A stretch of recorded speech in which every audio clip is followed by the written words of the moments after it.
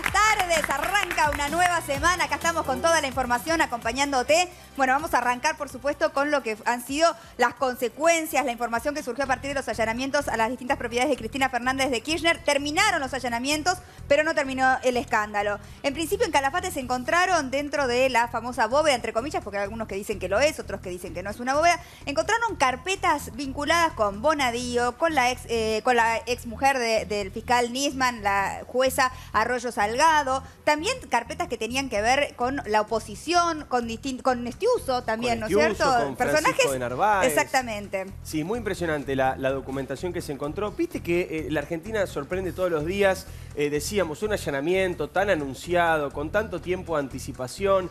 ¿Qué se puede encontrar? ¿Qué van a encontrar? ¿No van a encontrar nada? Bueno, efectivamente encontraron. Hay que ver si esos documentos, digamos, tiene que ver que lo tenga una exmandataria en su poder o si tienen que ver con algo que no sea legal. Vamos a dejar algo para que sea creíble. Lo que vos decías, Mariana, es impactante. ¿Por qué? Porque hay carpetas del juez Bonadío, que es el juez que investiga a Cristina en esta causa y en otras 5 causas. Carpetas de opositores también.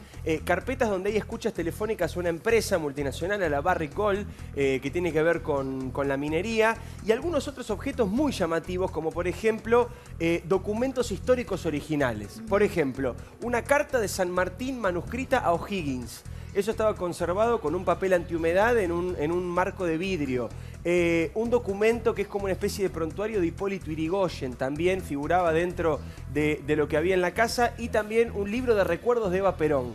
Todo eso está siendo peritado ahora para saber su valor, si son originales o no. Y lo que vos decías, la tremenda polémica que generó hoy a la mañana una carta del abogado de Cristina Kirchner, el verdadero abogado, el que la defiende en esta causa, no Dalbón, que es de alguna manera un espadachín mediático, sino el doctor Carlos Veraldi, emitió una carta donde dijo que las pruebas son falsas, que no hay bóvedas ni ninguna documentación, y además que 3 empleadas de la casa de Cristina se intoxicaron con un químico de contacto. 3, había escuchado una, son 3. Finalmente son 3 empleados. O sea, ellos dicen que les dejaron un tóxico dentro de la propiedad de Recoleta. De la propiedad de Recoleta. ¿Pero qué tipo de tóxico sería? Nadie especificó nada, Mariana. Lo que hay es la denuncia del doctor Veraldi, un comunicado del Hospital de Clínicas donde dice que 3 personas fueron atendidas con irritación en la piel y en las vías respiratorias, pero no hay ningún indicio ni ninguna prueba de que sea producto de algún contacto dentro del departamento del expresidente.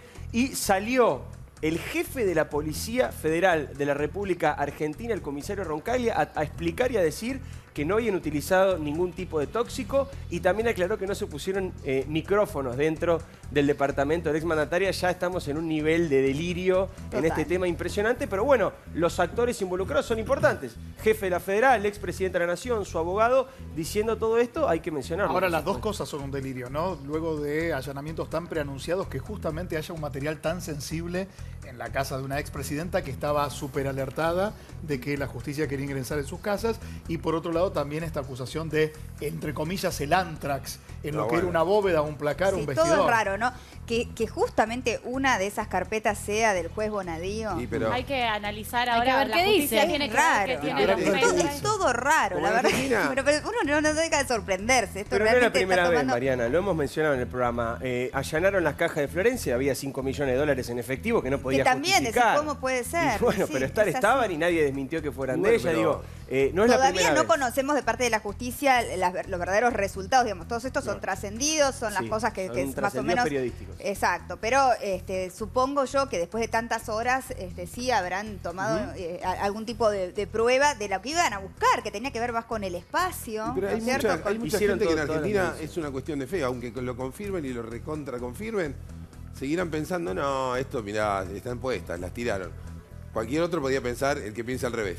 Dejaron lo que quisieron a propósito, y creo eso. Y otros dirán, pero es todo joda. Lo que pasa es que hasta También que no venga el inventaron la de los material, insectos. lo tenga en sus manos el juez y el Exacto, fiscal, y y lo pueden analicen evaluar, el ¿no? contenido de las Obviamente. escuchas, Y a el ver contenido de los pendrives, y en de qué las contexto carpetas. fueron pedidas y por qué llegaron a manos de ella. Hasta que no se sepa testigos ¿Qué fue y lo que pareció raro, digamos, más allá de estos detalles, con respecto a la bóveda? La famosa bóveda, Mariana, tiene básicamente, insistimos también, trascendidos, en este caso, información que recolectó Nicolás Wieniawski, que fue el primero en hablar de esa bóveda a nivel periodístico hace ya muchos años. Ayer nos mostraba la nata, incluso la habían reconstruido, habían hecho toda una reconstrucción de tamaño real.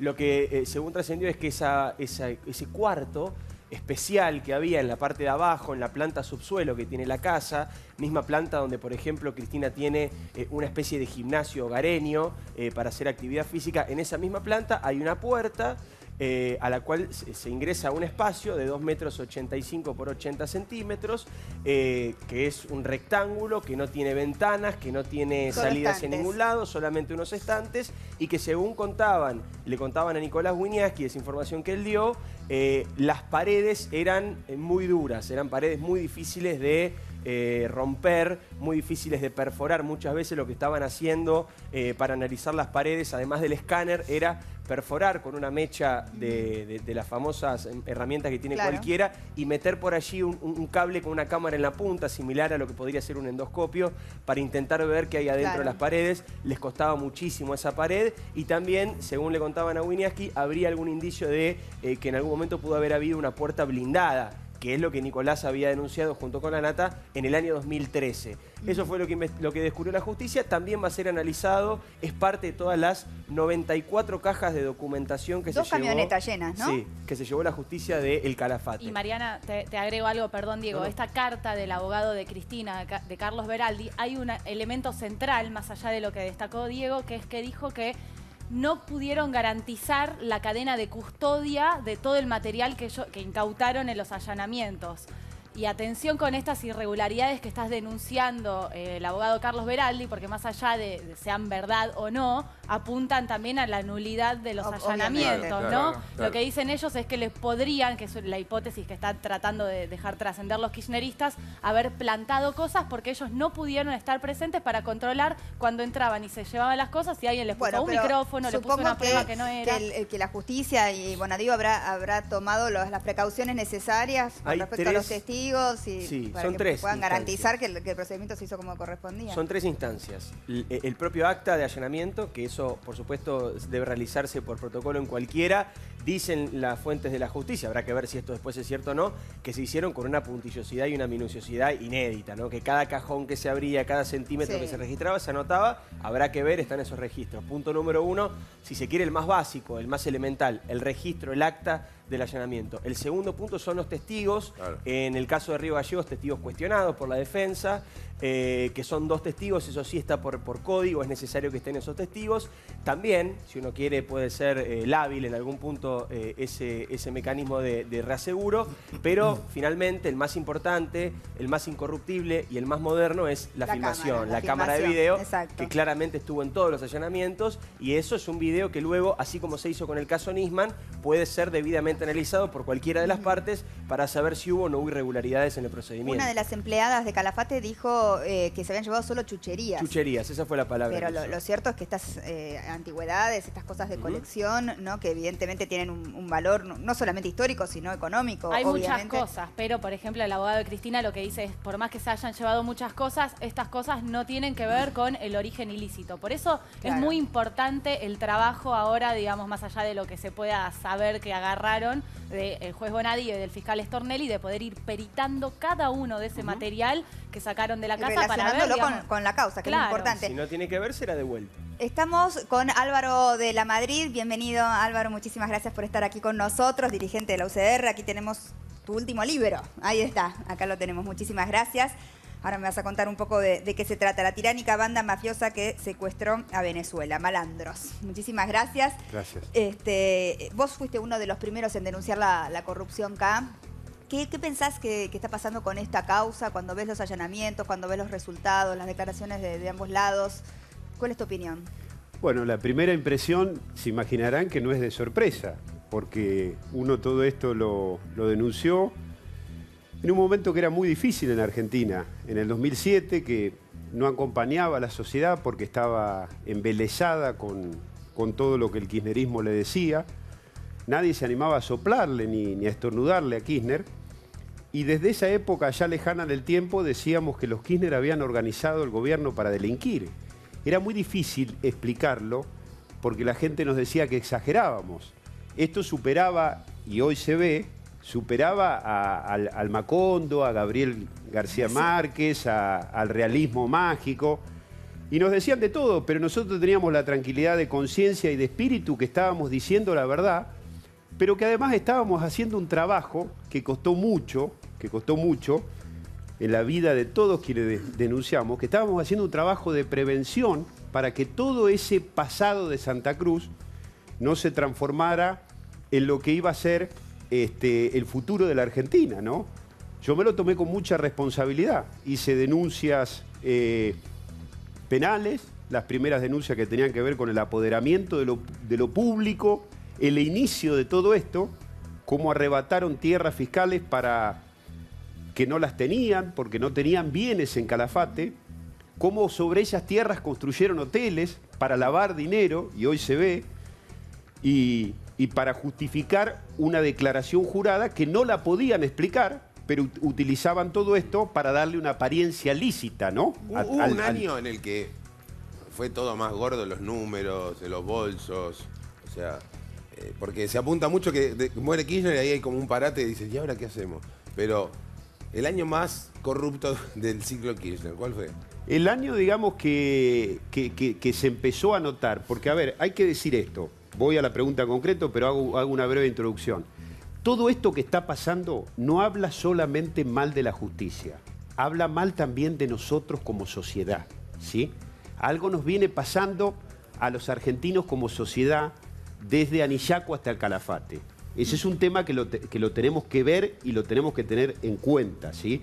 Ahora, el año en donde se empieza a noticiar la sociedad argentina es el 2008, que se produce un incremento, te estoy hablando del blanco, por supuesto.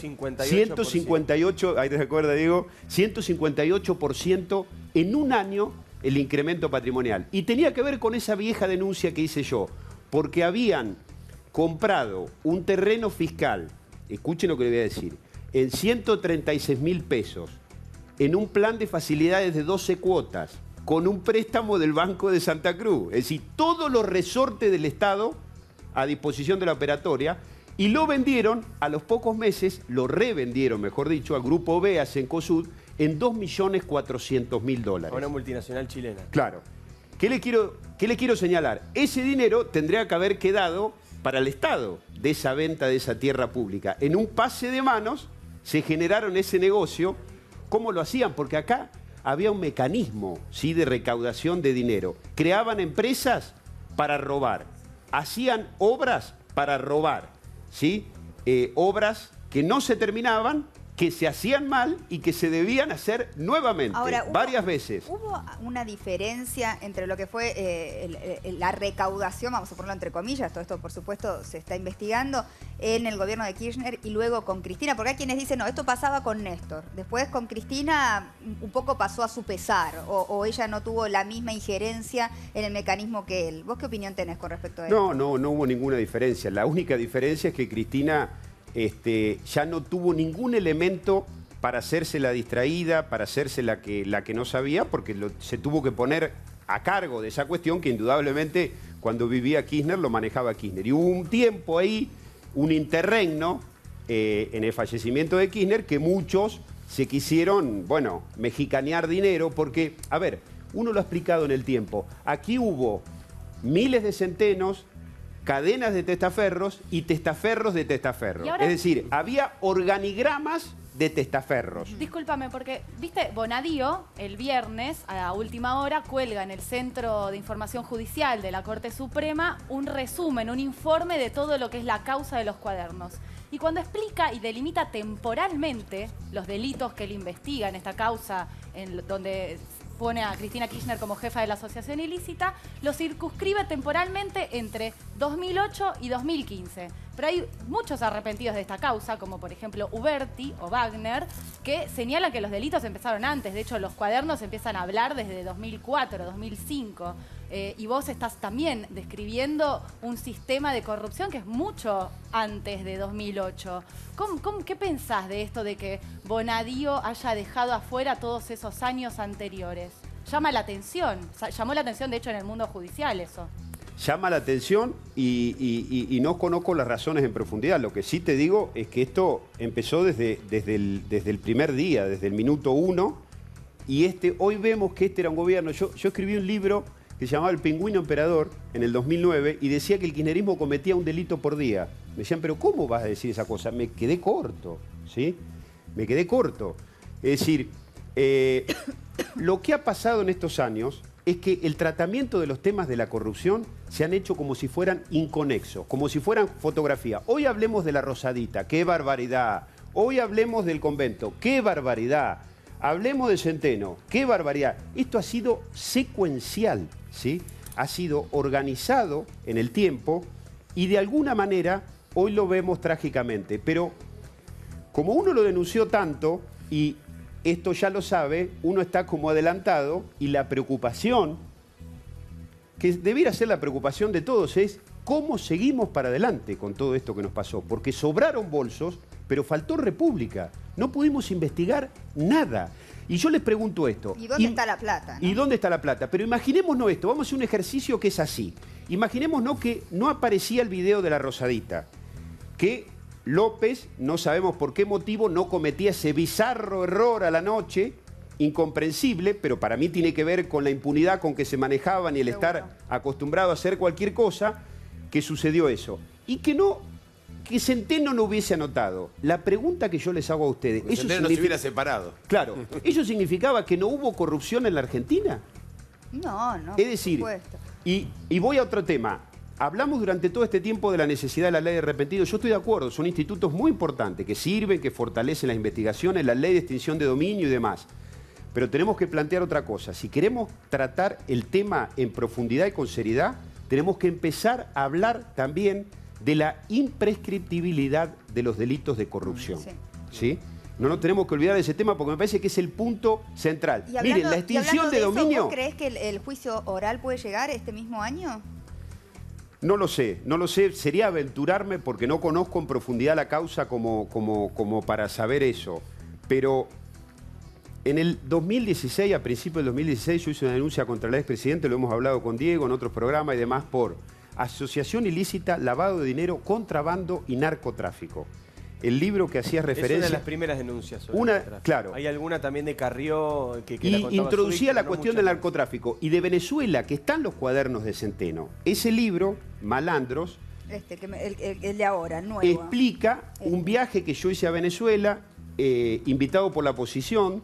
Como veedor. Claro. Por esas denuncias como que le estoy hablando. Y hoy se ve en los cuadernos de Centeno. Es decir... Este mecanismo también tenía vínculos, nexos y conexiones internacionales. Con el gobierno de Chávez, de Maduro ahora, con la FARC, y es lo que explica, este es un capítulo más grande, por supuesto, no podemos todavía con la obra pública, con los Sauce, con Otesur, imagínate si vamos a investigar esto. Es decir, eso es lo que explica la instalación definitiva del narco en la Argentina. Ahora, Álvaro, usted recién se preguntaba cómo seguimos, ¿no? O sea, si no hubiera habido investigación, si no existía. Ahora, ¿cómo seguimos hacia adelante? Porque las empresas que están siendo investigadas o que tienen arrepentidos siguen trabajando para el Estado. Los jueces, más activos o menos activos, son los mismos. ¿Cómo se sigue hacia adelante? Bueno, por eso yo el otro día escribí una columna de opinión en Infobae que decía cómo seguimos. Mi planteo es este. ¿Qué vamos a esperar dentro de 10 o 15 años los argentinos? ¿Que aparezca otro Bonadío? Porque hoy Bonadío representa la sanción. Hoy Bonadío es quien va a sancionar, ¿sí? ¿Qué vamos a esperar? ¿Que los corruptos se equivoquen? ¿Que por el albur o el azar aparezcan elementos groseros que permitan llevar adelante una investigación? Lo que tenemos que hacer los argentinos seriamente es empezar a controlar al poder. Empezar a poner el poder en las instituciones y no en las personas. Tener verdaderos organismos de control. Y esto lo hablo para el presente también, ¿sí? Porque yo quiero señalar esto, digo, miren lo que pasa con el control en la Argentina. No puede ser, y lo vengo planteando, porque todo tiene que ver con todo. No tenemos defensor del pueblo hace 10 años. Sí. Estamos al borde de las sanciones internacionales por ese tema. La Oficina Anticorrupción, ¿sí?, funciona de una manera que no es como debiera funcionar. Hay que decirlo. No puede ser que quien controla sea empleado del controlado. ¿Te refieres a Laura Alonso? A la manera en que está funcionando la Oficina Anticorrupción. Laura Alonso ha trabajado muy bien en Poder Ciudadano y está haciendo sus esfuerzos ahora. No es personal la crítica. Lo que digo es que el control en la Argentina no es como debería ser. No puede ser un integrante de Cambiemos quien maneje la Oficina Anticorrupción. Eso decís vos. Sí. Y además... no sé si no debería ser, pero tendría que tener otras atribuciones. Ahí se hizo un traje a medida también, porque era condición que sea abogado y cambiaron eso para que pueda ser una persona determinada. Sea Laura Alonso, quien sea, no importa el nombre. Es decir, hicieron un traje a medida. Sí, más que abogado igual tiene que ser de otro partido, porque si tiene que controlar la misma persona del mismo partido es muy difícil. Lo hemos planteado. Otra cuestión, ¿cómo puede ser que la Auditoría General de la Nación, que hace informes, que se los eleva al Congreso, que trabaja como un auxiliar a través de una comisión bicameral, vaya siempre atrás, ¿sí?, cuando las cosas suceden y no pueda tener prevención? La Oficina Anticorrupción no puede hacer una denuncia penal, no puede ser querellante. El periodismo. Si perdón, digo la Auditoría General de la Nación, perdón. El periodismo ha impulsado la mayoría de las causas que en este momento están más fuertes. Bueno, no han surgido de estos organismos. Es la tarea de ustedes, por eso digo que todo esto no necesitábamos los cuadernos. Pero si hoy lo estamos orillando la posibilidad de investigarlo, es sin mérito judicial. No hay ningún mérito judicial. Ahora, vos que estás en todo muy empapado de los detalles, ¿no? Y que venís siguiendo todo esto hace mucho tiempo. ¿Las bóvedas existen? ¿El dinero físico puede encontrarse? Sí, claro. Hay dinero pululando por todos lados. Uno lo ha denunciado. Hubo un sistema para sustraer dinero a través de todo este mecanismo. Y en distintos lugares había lugares de almacenamiento, de acopio y de distribución. Pero ¿sabés cuál es el debate hoy? Que mirá la guita donde lleva. ¿Es una habitación? No, es una bóveda. ¿Es una habitación? No, es una bóveda. Ayer, viendo el programa de Jorge, que Jorge lo había mostrado en 2013, es una discusión ridícula. Claro, pero el tema es, si uno piensa, bueno, bóveda o habitación, si fue un lugar de almacenaje, de acopio, si el dinero estuvo ahí en algún momento... Y después iba al sur.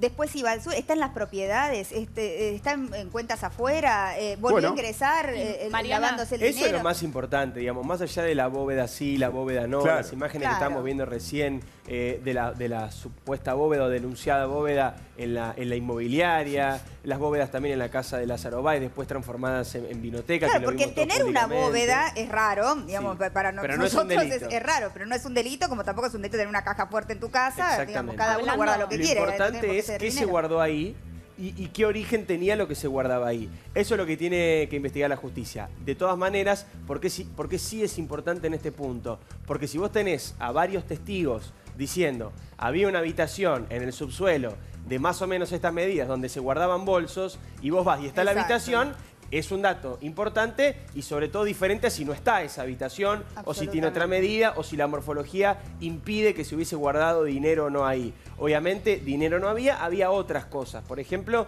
documentación sensible. Puede ser una habitación, da lo mismo si es bóveda o habitación. Lo importante es qué rol tenía, qué guardaba y el origen de eso que se guardaba. Te doy una información de último momento sobre eso, sobre esas cajas. Acaban de llegar al juzgado de Bonadío. Bonadío en estos momentos está recibiendo todas esas cajas que fueron recogidas durante los allanamientos en el Calafate. Así que se espera que en el próximo tiempo ya empiecen a haber novedades sobre eso, porque recién ahora el juez está tomando contacto con todo este material que bien estaba describiendo Diego. Y es mucho para peritar, porque por ejemplo se encontraron cuadros, también obras de arte en esa casa, se tienen que peritar, se tiene que tasar, se tiene que saber más o menos de qué se está hablando. Lo mismo con estos objetos históricos que yo te contaba. No es la primera vez que pasa. En uno de los allanamientos a las casas de Lázaro Báez, en aquel momento era Guillermo Marijuán, habían encontrado originales de Borges, por ejemplo, y otros libros incunables a los que también se les puso la lupa, porque claro, ¿cuánto vale un original de Borges? Es difícil de tasarlo, se usa mucho para resguardo de valor. Si vos tenés algunos millones de pesos que querés resguardarlo, que querés utilizarlo. Porque eso nunca pierde el valor. Claro, y además muchas veces es subjetivo cuánto vale. Si bien hay tasadores, uno puede considerarlo, yo lo tengo, no lo quiero vender, vos lo querés más que yo y te pido cualquier precio, digamos. Eso también tiene que ver con el comprador y con el vendedor. La verdad es que mostró una biblioteca también. Exacto, está la justicia tratando de buscar eso y después va a llevar mucho tiempo analizar esta documentación que decía Cata. Son 94 cajas. En esas cajas hay, por ejemplo, pendrives, hay CDs, hay carpetas que presuntamente podrían ser o no de inteligencia. Escuchas. Es todo un proceso. Escuchas a una empresa multinacional. Es todo un proceso de mucho tiempo y muy engorroso que va en paralelo, porque en esta causa hay dos partes de la causa. Una que se conoce públicamente porque tiene que ver con la gente que llega y declara. Entonces, bueno, tal empresario hiperconocido llega, declara, se transforma o no en arrepentido. Esa es toda la parte que se ha ido conociendo a nivel público. Y después hay otra parte que no se conoce, en la cual, por ejemplo, hay escuchas. Claro. No secuestradas en la casa de Cristina, sino escuchas ordenadas por el juez Bonadío, ninguna al teléfono de Cristina, pero sí a teléfonos de otros involucrados en la causa, que ya están bajo investigación, que ya forman parte de ese expediente. Bonadío, en este resumen que mencionaba Cata el fin de semana, cuenta que hay por lo menos 30 cuerpos. Es una causa muy enorme, muy grande, y por lo tanto va a llevar todo su tiempo. Vos preguntabas, ¿se puede elevar esto a juicio a fin de año? Cuando arrancó la causa, cuando tenían los cuadernos sobre la mesa y nada más, y el testimonio de Centeno y algún que otro arrepentido preliminar, tanto el juez Bonadío como Stornelli dijeron que la idea era llevarlo a juicio oral antes de fin de año. Lo dijeron públicamente. Ahora, el tema es que con toda la información que se suma, con cada arrepentido que habla, con cada allanamiento, cada vez es una causa más grande y más difícil de manejar y tal vez lleve más tiempo. De todas maneras, sabemos, digamos, por fuentes judiciales que el juez Bonadío ya está preparando borradores con el probable procesamiento de Cristina Kirchner y varios de los imputados de la asociación ilícita. Ahora, hay dos puntos también a tratar en este tema, que es, por un lado, están pidiendo documentación, Cata lo sabe, de Techín, para ver si hay erogaciones de dinero, para saber qué dinero salió y de qué cuentas y a dónde llegó, si es que llegó a algún lugar. Esto por un lado. Y también la posibilidad de que algunos empresarios estén arrepintiéndose del arrepentimiento. Este juego de palabras tiene que ver con que caerían los beneficios del blanqueo de capitales. O sea, si te arrepentís judicialmente, tal vez es un rebote impensado. Bueno, está bien, te arrepentís. Ganaste en lo judicial, pero por lo pronto en lo impositivo no. Vas a tener que poner más plata. Pero que sería una locura que se arrepientan y no devuelvan el dinero. ¿Cómo es? No acá la FIP está claro. Que le cobran el impuesto sobre lo que blanquearon en el último blanqueo. Entiendo, eso es con lo que ya blanquearon, digamos. Pero muchos de los arrepentidos se han enriquecido también con dinero que viene de esta asociación ilícita. Esto que plantea Luis es el gran conflicto que hay en este momento en la FIP. ¿Qué pasa con la FIP? Primero, está aportando mucha documentación. El juez Bonadío requiere documentación. La FIP está haciendo todo lo posible para dársela rápido. La declaración de empresario, se la tienen que dar lo antes posible. Segundo, se conformó un equipo de investigación especial en la FIP para investigar a los empresarios de la obra pública que están involucrados acá. Calcaterra, etcétera. Están investigando todo eso. Por otro lado, ¿qué sanciones se le aplica a un empresario que paga coima? Por un lado, hay una discusión, si vale o no que se caiga el blanqueo. Ahí hay abogados que discuten. Un grupo de abogados dice, no. Si cuando te acogiste al blanqueo no estabas investigado, no se cae. Y hay otros que dicen, ¿cómo no se va a caer? Un tipo que está procesado por lavado de dinero tiene que perder el beneficio del blanqueo impositivo. Eso por un lado. Y por otro lado, como segundo castigo, segunda instancia, están las multas que puede poner la FIP justamente por evasión impositiva. Y acá también hay dos ramas. Una es la penal tributaria, vas en cana, de 3 años y medio a 9 años y medio por haber evadido mucha plata. Vas preso por ese tema. Y el otro es la multa. Depende del impuesto que evadiste. Si evadiste ganancias, la FIP te tiene que cobrar 35% de lo evadido, más, y atención con esto, 3% por mes desde el momento de la evasión, por intereses, un montón. Y si evadiste IVA, lo mismo, 21%, que es lo que es el IVA, y 3% por mes desde el momento de la evasión. Pierden gran parte de lo fortuna, vea por donde se vea, así que la FIP está trabajando en esto también. Quizás los abogados y varios no le empresarios están temblando. El abogado penal puede no haber sabido de Bueno, las consecuencias. Porque te hablo de la otra parte, ¿no? En la grieta dicen, no, mira, el juez es Bonadío. Con los empresarios arreglaron todo para que canten, que digan son arrepentidos y después, viste, van a volver rápidamente a sus casas y ¿quién va a quedar ella pegada? Queda ella, porque es así, te la dicen así, te la discuten a muerte, se levantan y se van.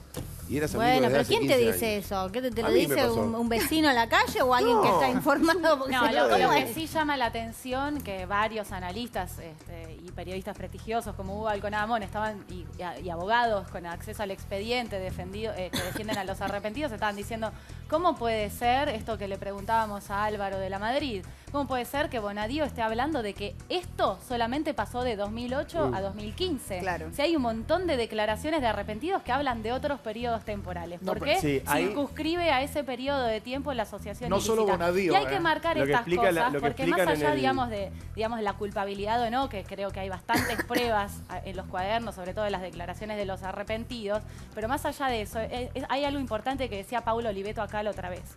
La prolijidad del proceso judicial es muy importante porque da lugar después a que haya impugnaciones, nulidades, a que la causa tenga y pierda Porque no legitimidad. se puede cometer ningún error. Porque, Pierde legitimidad porque un la error investigación. sería que todo quede en la nada, quizás, ¿no? Y Lo que digamos, estaban- esto llama la atención. Lo que estaban explicando fuentes de la investigación con respecto a ese comunicado. Primero fue un comunicado, entre comillas, periodístico, digo, no es que... Porque ¿qué pasa? Eso se publicó en el CIJ, que es el Centro de Información Judicial, que depende de la Corte Suprema de Justicia. Y en general ahí lo que se publica son los fallos, se hacen públicos para que la sociedad pueda conocerlos tal como se exige, ¿no? Un fallo tiene que tener publicidad, todo el mundo tiene que saber lo que deciden los jueces y demás. En este caso no fue un fallo de Bonadío, ni un procesamiento, ni una indagatoria, fue simplemente como una especie de resumen de la causa, ¿sí? Que no tenía un carácter oficial. Ahí se consignó que era la investigación, o por lo menos la asociación ilícita, desde el 2008 en adelante, y hubo mucha suspicacia, como contaba Cata. ¿Por qué? Porque decían, ah, claro, entonces no entra Calcaterra, entonces Calcaterra ya se había desprendido de ciertas acciones de IEXA, entonces en realidad esto tiene que ver con una defensa hacia la familia de Mauricio Macri y otros empresarios que entonces no ingresan en la causa. Quedan afuera muchos empresarios. De especulaciones. ¿Cuál es la explicación que da? Después hay que ver si esto efectivamente se comprueba o no, si se da o no se da de esta manera. ¿Qué hacen en la justicia? Que como es una causa grande, se dividió en dos partes por la manera que tuvo el operativo. Y que era diferente de 2008 en adelante y de 2008 hacia atrás. Que las dos partes están siendo investigadas, pero que por una cuestión operativa se investigan por separado. Esto suele hacerse en algunas causas. Insisto, es una explicación extraoficial porque no hubo una explicación pública. Va a ser muy sencillo de saber. Si cuando se elevan los procesamientos, si se elevan las indagatorias, no hay nadie del 2008 para atrás, falta un pedazo importante. ¿Cuánto tiempo tiene ahora el juez para dictar los procesamientos? Ya está dentro del tiempo. Son 10 días, ya está. En estos días debería salir el procesamiento. En cualquier momento, de hecho, trascendió que ya tiene como un borrador de los procesamientos y en este escrito que bien estaba describiendo Diego, ya, digamos, justifica bastante bien lo que él cree que es esta asociación ilícita, con nombre, apellido y pone a cada uno en su lugar, que es todo lo que venimos explicando acá, pero digamos que ya eso sería como, por eso el abogado hoy de Cristina Kirchner, Carlos Beraldi, cuando saca este comunicado, dice que también es una irregularidad que Bonadío haya sacado este comunicado, porque ya está prejuzgando a la expresidenta, cuando en realidad esto no, es un informe, como dice Diego, no es que es un procesamiento.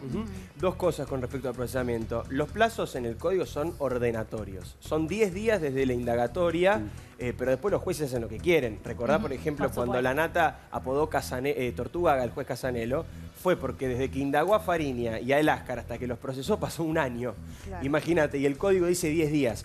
Se llaman plazos ordenatorios. El juez puede aceptarlos o no, es recomendable que lo acepte, debería aceptarlo. Cumpliendo la ley, sí. Acá hay un escollo, un problema, que es que el abogado Carlos Beraldi ya lo denunció a Bonadío como 3 veces, pero antes que nada y primero que nada lo denunció por imparcialidad, lo recusó al juez, al igual que lo había hecho Parrilli. En general, puede pasar o no, en general, los jueces esperan a que la Cámara lo confirme en su lugar para emitir un procesamiento. ¿Por qué? Porque si vos procesás a una persona y después la Cámara dice que vos no tenés que ser el juez, generás un enchastre y un engorro judicial muy importante. Lo lógico, puede pasar o no, lo lógico sería que si la Cámara confirma a Bonadío, ahí aparezcan también algunos procesamientos. ¿Qué indicios hay de lo que puede hacer la Cámara con este tema? El mismo tema pidió Parrilli.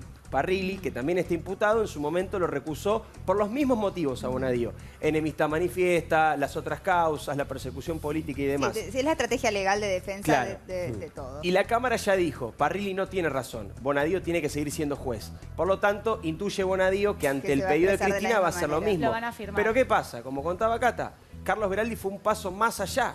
Y ahora, además de recusarlo, lo denunció penalmente por todas las irregularidades que el abogado de Cristina considera que el juez cometió en los allanamientos. Ojalá que esto no se convierta en una guerra de egos, ¿no? Porque conociendo las personalidades de todos los que están... Son todas personalidades fuertes y egocéntricas, ¿no?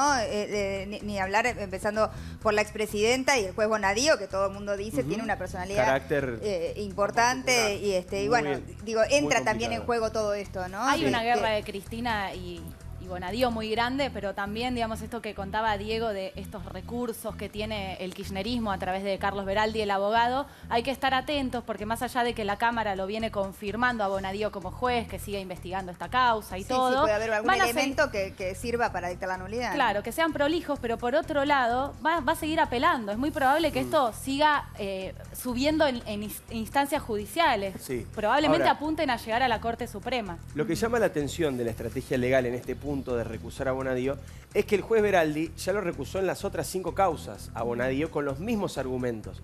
Y en todas fue ratificado Bonadío. En todas Bonadío fue confirmado como juez de la causa, es decir, que le vienen negando esos recursos hace rato. De hecho, en la causa del dólar futuro ya está elevada a juicio oral, por lo tanto ya está súper ratificada por Cámara todo el proceso de investigación. En la causa del proceso con Irán, de la negociación del pacto con Irán, no solamente fue confirmado Bonadío, sino que la Cámara confirmó hasta el pedido de detención de Cristina. Es decir, no viene funcionando la estrategia de decir que Bonadío tiene una enemistad manifiesta, así se llama, una enemistad manifiesta con Cristina. Básicamente, ¿cuál es el problema que está teniendo la defensa de Cristina para plantear esto y que esto tenga asidero en la justicia? Utilizan declaraciones periodísticas, por ejemplo, lo que acabamos de decir. Bonadío tiene una personalidad muy complicada, tiene una guerra con Cristina, entonces presentan, por ejemplo, este tape de ahora o alguna nota periodística, se utilizó en la última, una de Carlos Pagni, en la cual Carlos Pagni interpreta que Bonadío podría o no tener una enemistad con Cristina. Lo que pasa es que debe ser enemistad manifiesta, tiene que haber alguna prueba de que efectivamente el juez tiene un encono personal, no un dicho de terceros, sino un dicho del propio juez o alguna prueba documental del asunto. Bueno, pero hubo una palabra del juez donde habló de persecución, un documento firmado por el propio Bonadío donde hablaba de continuar la persecución contra Cristina Fernández de Kirchner. Lo que debería determinar en ese punto es si es una persecución judicial o de otro tipo. Y por otro lado, lo que decía Cata, digo, si la ambición de Bonadío era finalizar su carrera, una carrera muy larga, por cierto, en los tribunales de una manera ejemplar, como el moño de cierre de su vida, ¿por qué proponer, no desde él, sino desde la Fiscalía, un arrepentimiento segmentado a algunos empresarios que quieren denunciar más de 20 años y hasta posteriormente, el 2015, algún tipo de pago de prebenda, entre comillas? Digo, ¿por qué cuando un arrepentido dice, bueno, vamos a hablar de todo, le dicen, no, habla de acá, acá, solamente? Anda a pensar una horita y venía a hablar de acá, acá. Ahora, digo, si vamos a hacer justicia, en el principio de igualdad que motiva, creo, que el Poder Judicial en su conjunto debería haber como un arrepentimiento realmente de todo. Sí, ahí, perdón Luis, pero Diego hablaba de las prisiones preventivas y eso también es importante, por más que obviamente nunca se puede adelantar lo que va a hacer la justicia porque está, digamos, y menos Bonadío. Y menos Bonadío, que es impredecible, pero es muy probable, conociendo sobre todo lo que está haciendo y los avances de la causa, que pida de nuevo la prisión preventiva una vez más de Cristina y por lo tanto el desafuero, por lo cual se espera que también de nuevo se traslade el debate de sacarle los fueros a Cristina otra vez al Congreso. ¿Y Pichetto por qué la salva a Cristina? Ya está, claro que ya está claro que el Senado no va a votar ningún desafuero ni de Cristina ni de Menem hasta que no haya condena firme. Condena firme entendido como la Corte Suprema, que no tiene plazos. O sea que puede ser al estilo Menem. Lo que a Lorenzetti se le ocurra. Sí, lo que sea. Puede ser o mañana o en 10 años como pasa con Menem. Que la Corte no solamente no terminó de definir si se mete o no se mete en ese caso, sino, y esto es muy importante, porque fue parte de la discusión que tuvieron Cristina y Pichetto la semana pasada, viste que fue muy fuerte esa discusión, donde Pichetto le dijo, quédese tranquila que usted va a ser candidata. ¿Por qué lo decía con tanta seguridad Pichetto? Básicamente por 2 cosas. Primero porque el bloque del Partido Justicialista que él comanda no va a votar desafuero cuando no haya condena firme. Ese es el punto número 1. Y el punto número 2 es que en la última elección, en la del 2017, Carlos Menem, con doble condena, doble instancia de juzgamiento por tráfico de armas, está condenado el expresidente Carlos Menem, pidió a la Corte que se expida sobre la posibilidad de ser o no ser candidato y la Corte dijo, sí señores, puede ser, porque todavía no se ha definido la cuestión de fondo. ¿No? Así que en esos 2 elementos pivotea la posible candidatura de Cristina. Insisto con el tema del dinero porque me parece que sí, es importante que quienes hayan robado estén presos, pero también es muy importante recuperar el dinero. Bueno, hay una pista que están investigando, que Paz Rodríguez Nil lo publicó en La Nación, que estarían intentando probar que parte de este dinero, gran parte de este dinero, está en los bienes de Lázaro Báez. Claro. En el sur. Y atención, eso es importante porque propiedades que recordemos cuántas eran en total, las propiedades eran millones y millones. Sí, no sé, por lo menos 250 millones de dólares, claro. Más de 1.300 vehículos y más de 250 propiedades. Eso es patrimonio de Lázaro Báez. Por otro lado, esto lo habíamos anticipado en el programa acá, es una información importante del día de hoy. Estados Unidos, el país, Estados Unidos, estaría dispuesto a colaborar con información de las cuentas de Daniel Muñoz, el ex secretario de la familia Kirchner. Es el famoso hombre que ya falleció, protagonista estelar de los cuadernos, porque recibía y administraba los bolsos, y tiene propiedades por 60 millones de dólares en Miami. La unidad de información financiera, manejada ahora por Mariano Federici, le pidió a los Estados Unidos información sobre esas cuentas. Dijeron que le iban a dar.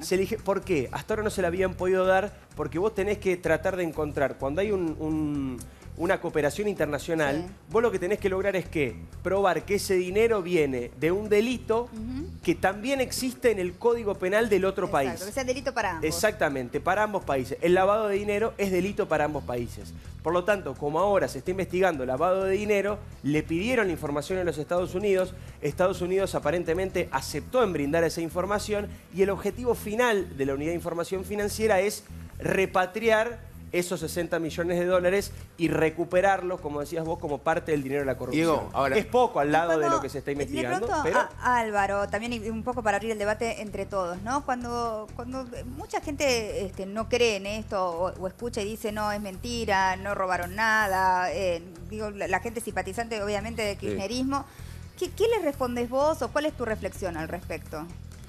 La estrategia de la victimización viene de años. Yo lo escuchaba a Eduardo Costa, senador nacional por Santa Cruz, el debate por el tema de la ley de extinción de dominio en el Senado, y él fue muy claro, es decir, los que vivimos en Santa Cruz, yo viví 11 años, ya lo sabemos, la expresidenta en un país normal y Kirchner deberían haber ido preso antes de llegar al Poder Nacional por la corrupción de Santa Cruz. Y en realidad, perseguido político es el que se le hacen cargos o hay una investigación contra él por delitos que jamás cometió. Eso es una persecución política. Sí. En este caso está claro que es grotesco y ya casi payasesco hablar de persecución política. ¿Pero por qué debido sí, Cristina no? Bueno, yo también me lo pregunto, lo he dicho durante todo este tiempo. ¿Cómo puede ser que los partícipes secundarios, los de cargo inferior o tarea menor, estén prácticamente todos presos, porque muchos de ellos están presos, y quienes organizaron esto no? Y esta es la deuda que es incomprensible al mundo, digamos. A mí me llaman del exterior. Me han llamado de España, de Chile, de Brasil. ¿Cómo le explicás a un periodista que no te digo que no esté presa, que no pudimos producir el desafuero de la expresidente cuando hay testigos, incluso de su propio círculo, funcionarios, empresarios, que acreditan que le llevaban bolsas de dinero a la Casa Rosada, a Olivos y a su departamento personal? Suena inexplicable. Pero desde el día que Cristina dejó el poder, Pichetto se corrió y pasó a ser como quiero reorganizar el PJ, pero sin Cristina. Y siempre estaba con ese speech. Él hasta anunció que podría ser presidente y quiere hacer un partido sin Cristina. Y de hecho él le está diciendo que va a ser candidata a presidenta cuando ella abandonó el partido y se mandó una fuga masiva en la provincia de Buenos Aires. Es una decisión política, especulando con qué. Bueno, eso es lo que nos está pasando. Es una especulación política especulando con la posibilidad de volver, concretamente. ¿Y de volver a Cristina de Pichetto después de todo lo que dijo? De volver al poder, Cristina, y por supuesto que muchos de los que hoy la desconocen, si eso llegara a pasar, a los 3 minutos están con ella de vuelta, digamos, ¿no? Este es el problema. ¿Qué es lo que ha pasado que ve el mundo? Que hubo un secuestro político de las instituciones en la Argentina y que la estabilidad política de este gobierno está afectada por ese pasado que tiene una carga infinita sobre el presente. ¿En qué proporción?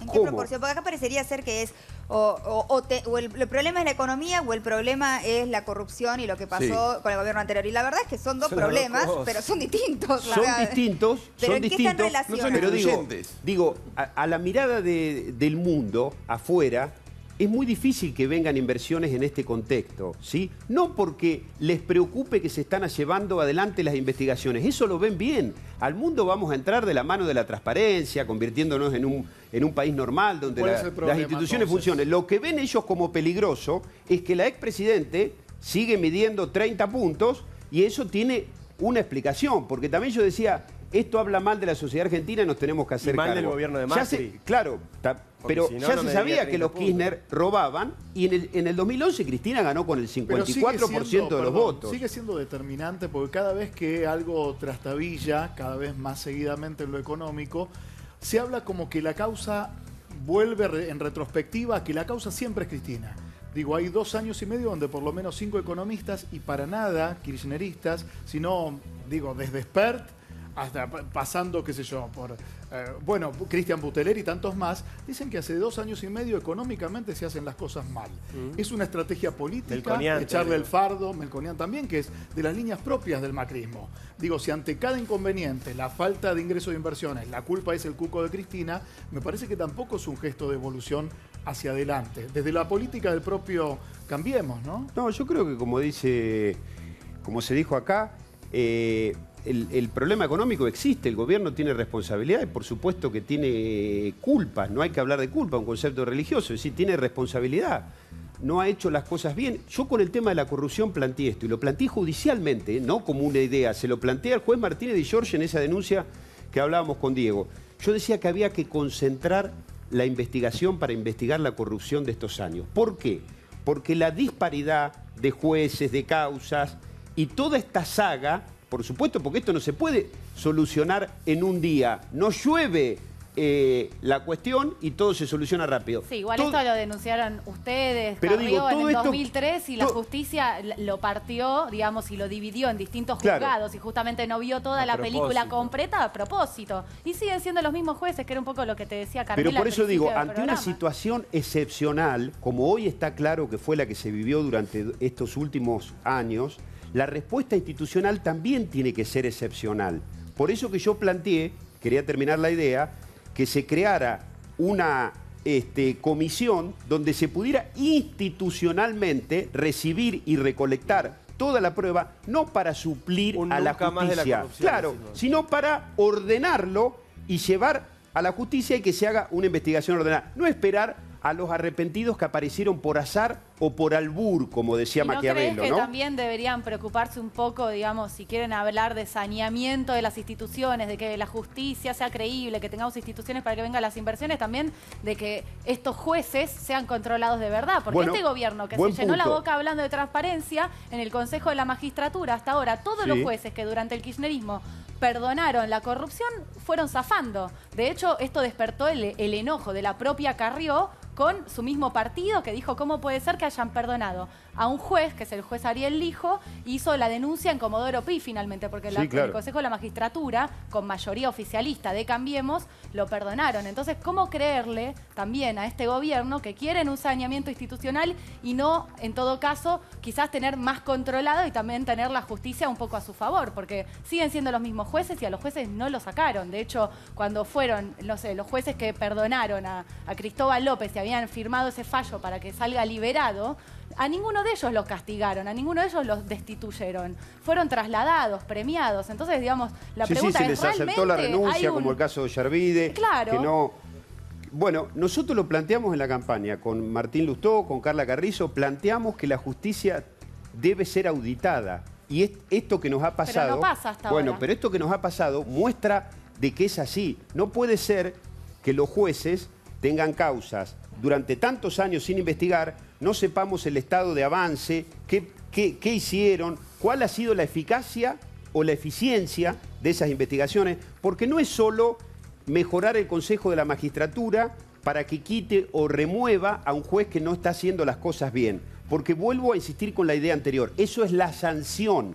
Eso es la sanción, cuando algo ya ocurrió, lo que necesitamos es prevención. Y la justicia tiene que ser auditada. Nosotros lo planteamos como un tema de campaña. ¿Quién crees que la debería auditar? Porque ahora supuestamente en un par de días, 10 días, 15 días, nunca se saben los plazos con estas cosas, se va a conocer una auditoría que hace el propio Consejo de la Magistratura. O sea, el organismo que debía controlar a los jueces y no los controló, ahora hace una auditoría para ver cuáles son los jueces más corruptos, menos corruptos, mejores jueces, peores jueces. Después de 10 años de no controlar Por eso nada. digo, después de años de no hacer nada, desde su creación ahora no hizo nada el Consejo de la Magistratura. ¿Quién tiene que hacer esa auditoría? Bueno, también tenemos ¿Quién tiene la autoridad moral para hacer la auditoría? También tenemos que decir que en el tiempo que pasó, también el Consejo de la Magistratura sufría el secuestro político de las instituciones, bueno, como pero decía. ahora tiene mayoría del gobierno claro, y no hacen nada. Por supuesto, lo que digo es, eso tiene que empezar a ocurrir en la Argentina. Y eso se puede hacer. Esa auditoría que hace referencia a Diego echó como resultado, la parte que ya está hecha, que solamente el 2% de las causas de corrupción ha tenido condena. No dije el 20, el 2. El 2. Entonces, estamos sucios y con el agua lejos en la Argentina. Y la gente y esto es lo que tenemos escéptica, que enfocar. ¿no? La gente me parece que está escéptica de que vaya a suceder algo. Hay como una cosa de, no sé, como si estuvieran anestesiados las personas, como si todo se la sociedad, ¿no? Que todo lo supera y... Esto siempre fue así. Como que Argentina es así. Por eso planteo pero esto. no, pero tenemos que salir de ese letargo. Y también yo siento que también un tema es si Cristina va a ir presa o no. O sea, está Lula preso en Brasil, Cristina va a ir presa. ¿Por qué la salvan a Cristina? ¿Y por qué Cristina sigue siendo la actriz principal del escenario político? Porque Macri siempre la elige como contrincante y le ha salido bien. Y en el PJ te lo divide. O sea, no sé tampoco la especulación de Pichetto, porque uno los ve que con Cristina en la escena no crece nadie dentro del PJ. No, realmente uno lo ve en las encuestas, digo, no sé qué esperan, porque si fueron maltratados por Cristina, no la querían más y están corriendo, el otro día la salvaron. Sí, claro. Y fue una vergüenza. Pero yo lo que he planteado, a ver, yo entiendo la crónica del día y el seguimiento que hacen ustedes y uno les agradece todo lo que han hecho porque han sido gravitantes con el tema de la posibilidad de investigar. Pero se pregunta mucho en el análisis periodístico de la crónica del día a quién le sirve eso. Uno lo entiende. Las cosas no son inocuas. Siempre hay alguien que le favorece más o no esta cuestión. Pero tenemos que ser claros. Que empecemos a investigar al poder le conviene al país. ¿Sí? Al país le conviene. Pero no solo... Claro, lo que pasa es que no pudimos investigar nada antes, en el pasado, que menos nos podemos hacer cargo del presente. En los países normales, donde la justicia funciona, donde las instituciones funcionan, se controla el poder presente. Al pasado no, porque al pasado se lo investigó cuando era presente en su momento. Claro. ¿Se entiende lo que digo? Y esa es la moraleja. Digo, si creemos que solucionamos, recuperando lo robado incluso, produciendo necesarios e imprescindibles encarcelamientos y nada más, y no hacemos nada más, nos va a volver a pasar lo mismo. El acto de locura es hacer lo mismo y esperar resultados diferentes. Exacto. Muy buena reflexión. Muchísimas gracias, Álvaro de la Muchas Madrid. Gracias. Un placer haberte tenido con nosotros. Vuelvo a mostrar el libro para todos aquellos interesados. Así lo pueden leer. Muchísimas gracias. Lo vamos a presentar en un mes más con Antonio Ledesma, que me escribió el prólogo. El libro trata sobre lo que pasó en Venezuela, sobre cómo surgió el chavismo, la calamidad hasta llegar a esta crisis humanitaria. Pero también hay un capítulo que habla de los cuadernos de la corrupción y los vínculos del narcotráfico entre el chavismo y el kirchnerismo. Muy bien, muy interesante. Muchísimas gracias, Muchas Álvaro. gracias. Muchas gracias. Bueno, vamos a cambiar de tema, vamos a hablar de un estilo de delito que ya conocíamos, pero que sin embargo nos sigue sorprendiendo y nos sigue tomando como víctimas, ¿no? Piedrazos en la autopista de Buenos Aires-La Plata, apiedraron a un colectivo. Esta no es la primera vez que pasa, ya sucedió un montón de veces. Lo cierto es que hirieron a una mujer que estaba en el colectivo viajando. ¿Cuál es la intención? Que el colectivo pare y luego robarle al colectivo, Sí, ¿no es pasa cierto? con colectivos, pasa mucho con autos particulares, Mariana, también. Una camioneta. Claro, que, mucho más sencillo. Son varios los casos, algunos incluso muy mediáticos. Le había pasado en su momento a Marcelo Longobardi, ¿te acordás? Yendo de su casa de la zona de Tigre hacia la radio. Ha pasado muchas veces y lo que denuncian ahí en la zona es que cada vez son más y que cuando vas a hablar con la policía de la zona, en general te dicen que no tienen móvil. Esto que sucedió no tienen auto. a 100 metros, además de donde estaba la policía. Son chicos de entre 12 y 15 años, las aperadas son muy fuertes, por eso obviamente terminan rompiendo el vidrio y lastimando a esta mujer en la cabeza, ¿no? Una de las pasajeras del micro. En la autopista Buenos Aires-La Plata está Martín Gandalaft, nuestro móvil. Hola, Martín.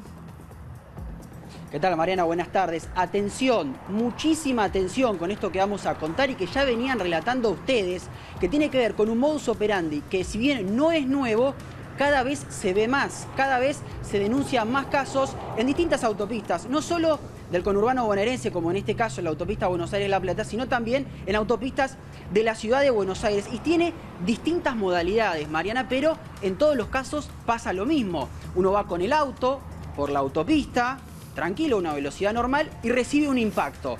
Y ese impacto, en la mayoría de los casos, te hace frenar, porque el impacto suele ser en el parabrisas. El parabrisas se rompe y uno automáticamente le surge por inercia tener que frenar. Y cuando uno frena, bueno, ahí se produce el robo. Se acercan entre 4 o 5 personas, a veces más, por eso también esto forma parte de los famosos robos piranha. Bueno, cuando uno frena se acercan y te sacan todo. Y lo hacen de distintas maneras, Mariana, para que vos tengas que frenar. Por ejemplo, en este caso, que era lo que venían contando ustedes, nosotros estamos al costado de la autopista Buenos Aires-La Plata. Y vos fíjate que si yo me acerco ahora a este paredón de hormigón, que hay acá, no hay ningún tipo de contención. Entonces, ¿qué hacen? Se acercan acá, esperan a que pase alguno de los autos y le tiran un cascote, ¿sí? Una porción grande, una piedra grande, se la tiran directamente contra el parabrisas. De hecho, está la foto de la camioneta que recibió este piedrazo en el parabrisas, además del micro que terminó lastimando a una mujer.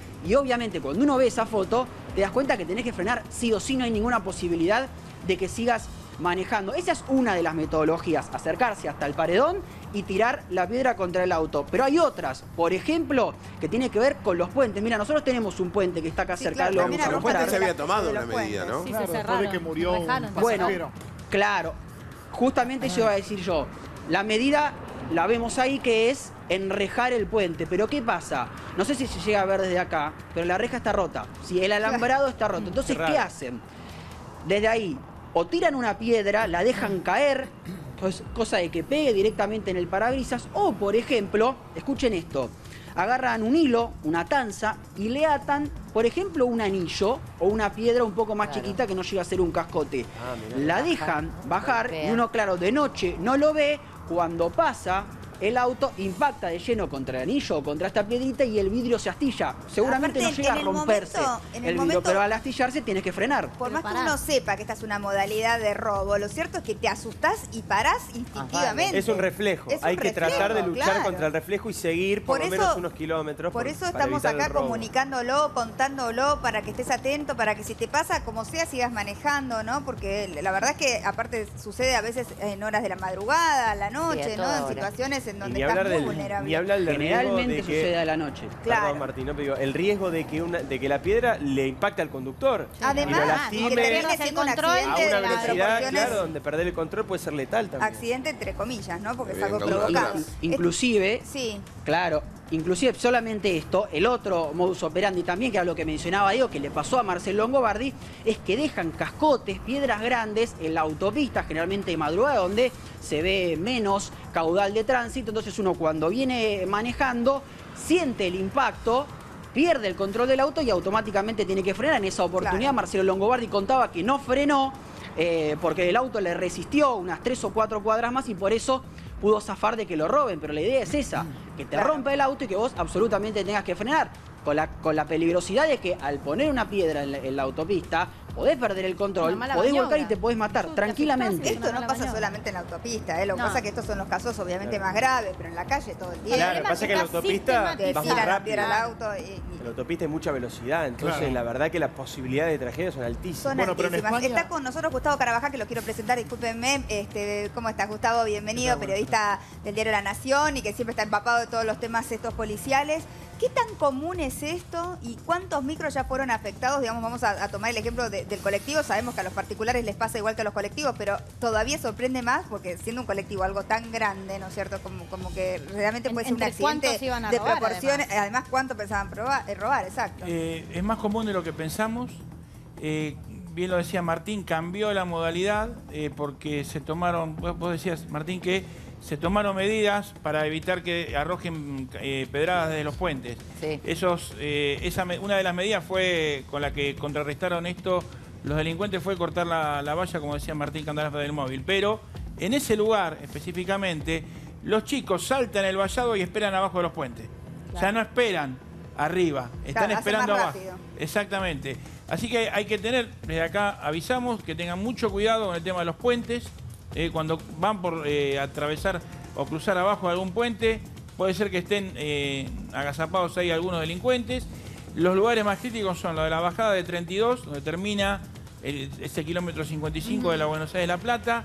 el peaje de Dock Sud, por más que en el peaje hay vigilancia, siguen habiendo hechos de esto. La Villa Kramer, a la altura de Bernal, y el asentamiento que está al costado de la cancha Argentino de Quilmes y del predio de Quilmes de hockey, son lugares más comunes donde suele haber ese tipo de asaltos. Es más, donde está Martín ahora con el móvil, un efectivo de la policía bonaerense baleó a uno de los chicos que estaban directamente tirando piedras contra el puesto de vigilancia. Así que esto lamentablemente es más común de lo que pensamos. Quizás no se denuncia, ¿por qué? Porque a mí me ha pasado que me han apedreado el auto, me astillaron el parabrisas en el peaje de Dock Sud, quise hacer la denuncia ante el destacamento vial que estaba en el peaje, me dijeron, no, acá no, tenés que ir a la comisaría de Dock Sud. Complicadísimo, la gente no va. Me voy a meter en Dock Sud a buscar la comisaría. Por eso hay mucha cifra, la cifra negra de estos episodios es muy grande. Pero que la gente no denuncia. No hay registro, no hay estadística, no se sabe cuál es la cantidad, ¿no? Ahí estamos viendo algunas imágenes, todavía no están saliendo, las estoy viendo yo, por eso te miraba de reojo, Gustavo, porque atrás tuyo estaba viendo esas imágenes justamente, que eran las que quería mostrar, donde se ve, esa es una cámara de noche, y se ve justamente cómo se ponen ahí al costado a tirar las piedras. Son más de uno, obviamente, son varios. Son pirañas. Sí. Tiran y después aparecen varios de distintos costados del auto, juegan con la sorpresa y el impacto que el shock que produce en el conductor, que el hecho de que te astillen el parabrisas. Y aparte la pérdida de visión, ¿no? Y aparte es por tiempo, porque yo, que es un camino que hago habitualmente, había frenado esta modalidad por un momento, digo, cuando la gente se relaja o cree que ya no pasa nada, porque en favor de la justicia hay que decir, o de la seguridad, que hay apostados móviles, no es que es tierra de nadie. Vos, policía, ves que pasan y que estén cuidando, pero había parado, pero esto volvió otra vez. Imagínate que esto ayer sucedió a 100 metros de donde estaba la policía. Puesto policial. O sea, una cuadra. ¿Qué puede hacer la policía y no hace? Vos que conocés de procedimiento, que tenés mucha experiencia, ¿qué puede hacer? ¿Cómo se resuelve un tema así? Básicamente es saturar de policía en la zona. No hay otra. Pero ¿sabes lo que pasa? Que no podés estar todo el tiempo con policía. Además se corren 300 metros. Si se animan a hacerlo en el peaje de Dock Sud, donde hay 2 tremendos controles policiales. Lo hacen. Y hay vallado, porque tenés un alambrado importante ahí. Después de todos los hechos que ocurrieron, peligrosísimo, tuvieron que levantar un vallado porque te tiraban de Isla Maciel o del barrio que está de Las Torres al costado de la mano que viene a Capital. Te tiraban de ahí también. Y la verdad, a veces se meten igual. Decí que urbanizaron un poco lo que es la Isla Maciel, que hubo viviendas del Fonavi, pero sacaron un poco el asentamiento, pero no se puede hacer nada. Es un detalle no menor, que son menores, ¿no? Que son chicos, los que están haciendo estos 12, 15 años, ¿no? Son menores, quiere decir que si viene la policía y actúa y se lo lleva preso, bueno, al rato están libres. Como lo que contaba Martín de la 9 de julio acá en la ciudad de Buenos Aires, ¿no? Obviamente tal vez menos violento, pero la misma modalidad de menores. A ver, son siempre niños, son jóvenes, preadolescentes, no sé cómo llamarlo, pero lo que sorprende cuando hablas con ellos, que te cruzás con ellos, es con qué convicción y con, no sé, una historia de vida terrible y con cuánto resentimiento, ¿no? O sea, como que nunca, cuando te miran, te dicen, Rajaca, está regalado, ¿viste? Y más me sorprendía la plata cuando los vi armados. Más me sorprendía la plata cuando los vi armados sabiendo manejar un arma a los 14 años. Ya me parecía como... Es como una puertita, ¿viste? Que se va corriendo año tras año. Porque claro, esta cuestión de los... Tal vez de los barrios donde, qué sé yo, los chicos... Vos cuando sos chico en cualquier lugar siempre mirás a los que tienen 5 años más que vos, ¿viste? Y son tus ídolos, quien juega. Y está como... Está muy naturalizada el arma. ¿Son los ídolos o porque son las posibilidades que tienen? No, obviamente. Pero es una manera de vida. Yo he entrevistado también y te dicen, es como un trabajo. Te dicen, no, yo de lunes a miércoles estoy choreando en tal esquina. Los domingos no sé qué y los sábados no hago nada. Está bien. Organizado como si fuera a ir a trabajar. No, mi amor. Yo lo que te digo es... Mi amor. En el ancho de... Se va a saber, ¿eh? ¿Qué pasa acá? Hay algo ahí. Estamos sospechando entre ustedes. En el ancho de banda de mi vida era qué carrera iba a seguir, ¿viste? Si era abogacía o si era esto. ¿Cómo es? Tomarle una profesión hermosa. El ancho de banda de un chiquito, Tevez es un buen ejemplo, ¿no? Los amigos de Tevez dijo, enterré a 7 amigos. Claro. Cuando te juntás con los de la plaza y viene uno y viene con las zapatillas que se las acaba de comprar y le mira las zapatillas y bueno. Sí, pero nunca podemos salir de eso que vos contás, que es algo que pasa habitualmente. No encontramos ni la solución, ni la forma, ni tratamos de entender o sí, pero nada alcanza, porque digo, siempre es como la cola con el gato, siempre volvemos al mismo lugar. Pero un ¿Qué detalle, hacemos? pero ¿Se está haciendo algo? Es más temprano. Vos que venís viendo, digamos, el delito, su crecimiento y demás en los últimos años, ¿se está haciendo algo realmente para combatir esto? Se ¿Está hace, pero no cambiando? alcanza. No alcanza. No alcanza para nada. Como me preguntaba de las estadísticas, no hay estadísticas oficiales con respecto...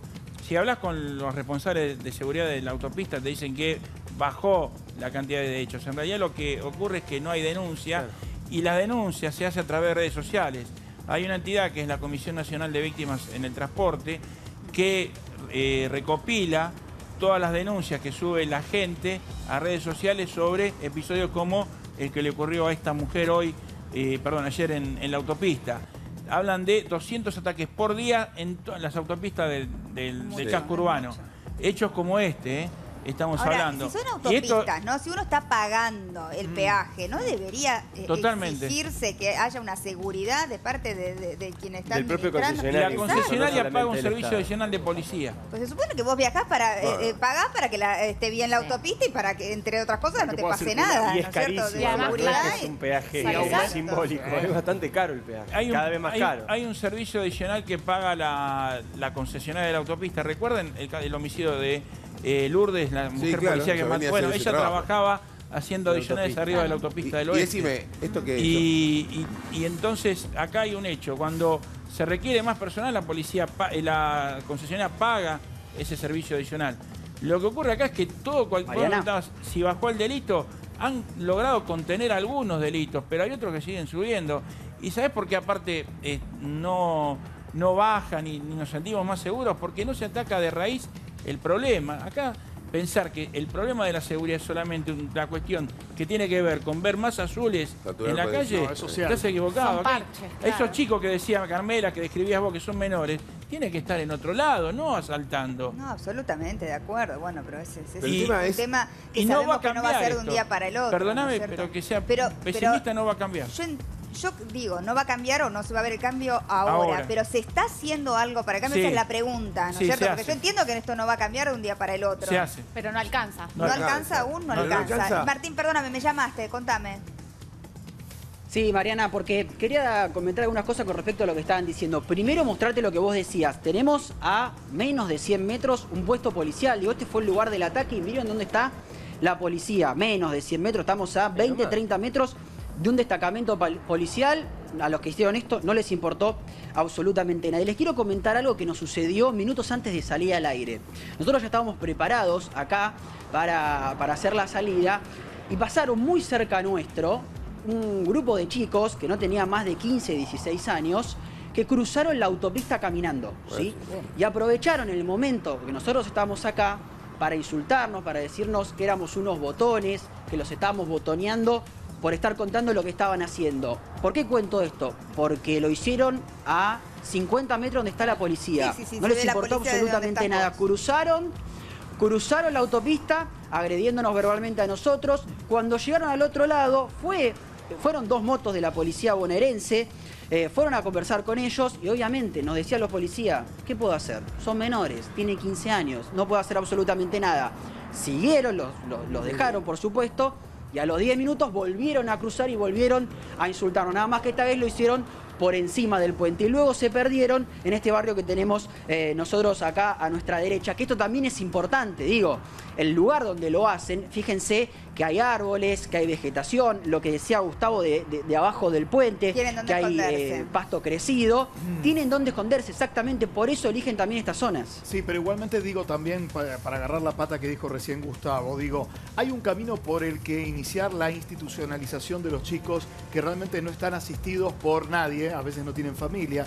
Digo, la policía se tiene que preocupar que no estén tirando piedras ahí. Los chicos no se van a preocupar de que están cometiendo un delito cuando no saben la gravedad de lo que eso puede incurrir. ¿Sabes lo que pasa? Es detenerlos, llamar a los padres. Si no hay padres, empezar a darles algún tipo de asistencia. ¿Sabes lo que pasa, Luis? Y esto también para responder un poco a la pregunta de Mariana. Estos chicos, y acá lo escribía también bien Martín Candalaf, le hacen frente a la policía, decir, vení a buscarme que no me podés tocar. No tengo nada para perder. No me podés tocar. Vení, Rati, vení, Poli, vení, no me podés tocar. Y eso lo saben. Entonces se aprovechan de su condición de menores y desafían constantemente a la policía. Todo el tiempo. Yo te Ahí acuerdo lo único de que las podés hacer es picadas. reforzar los controles, nada más. Pero eso no te asegura una efectiva prevención del delito como este. ¿Por qué? Porque están atacando a 100 metros del puesto policial. No les importa. Yo creo que así como en otras cuestiones... O sea, no a les ver, importa su propia vida tampoco, lo estamos viendo. Pero eso es como lo que todo triste sea de todo. temprano, no sé con qué velocidad, ¿viste? Pero el primer beso que no sé, se fue atempranando. Digo, yo veo que los chicos hoy están, pero mucho más violentos. O sea, y se lo estoy diciendo a mis compañeros, nosotros hace 20 años que nos dedicamos a hacer esto.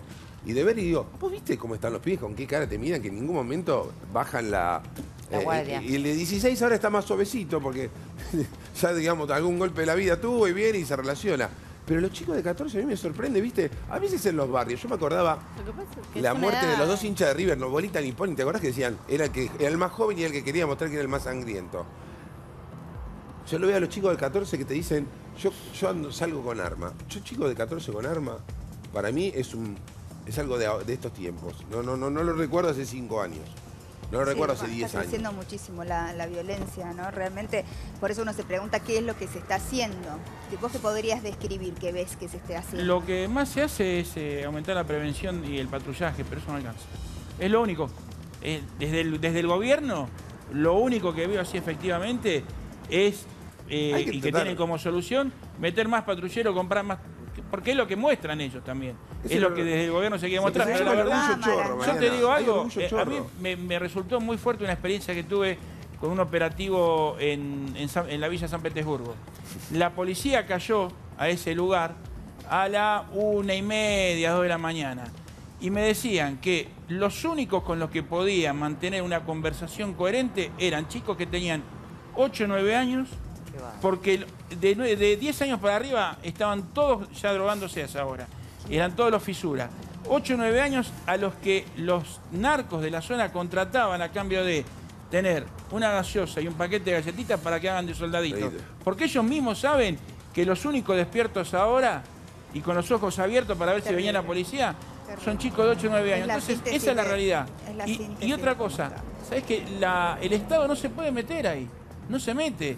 Y vos me decís, ¿qué hacen?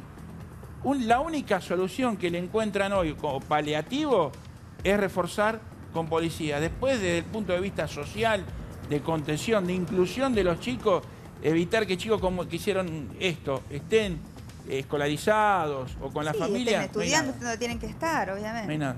Muy triste. Muchas gracias, Gustavo. Lamento haber sido tan pesimista. No, son temas que nos preocupan y de los que somos víctimas todos los días, ¿no? Hoy lo estamos mostrando, pero seguramente tenés un amigo que le pasó o te pasó a vos mismo. Bueno, es una manera también de prevenir, de cuidarnos nosotros. Gracias, Gustavo Carabajal. Enseguida vamos a continuar con otro tema. Ayer fue la media maratón de Buenos Aires. Es una maratón súper importante en el continente y resulta que 2 personas, una fatalmente terminó falleciendo, la otra persona se descompuso y esto abre de vuelta la polémica, el gran debate, ¿no? ¿Están todos preparados físicamente para correr estas maratones tan largas? ¿Presentan los certificados correctamente? ¿Qué prevenciones hay que tomar? Porque, bueno, está como de moda el tema de correr, el running, súper ¿no? Pero también estamos escuchando cada vez más casos de gente que se descompone sin tener aviso de esto, sin tener alguna... Gente que no entrenó nunca, Mariana, y que se va a hacer 5 kilómetros como si fuera... También eso. Vamos a hablar de cuál es el entrenamiento adecuado, cuáles son las cosas que tenés que tomar en cuenta para que no te pase nada, ¿no? Que sea realmente algo que te haga bien, no que te haga mal. Enseguida continuamos con este tema. ¿Vas a pintar? Elegí cambiar, divertirte, crear. Elegí diferente. Elegí Tersuave. Tersuave, mira.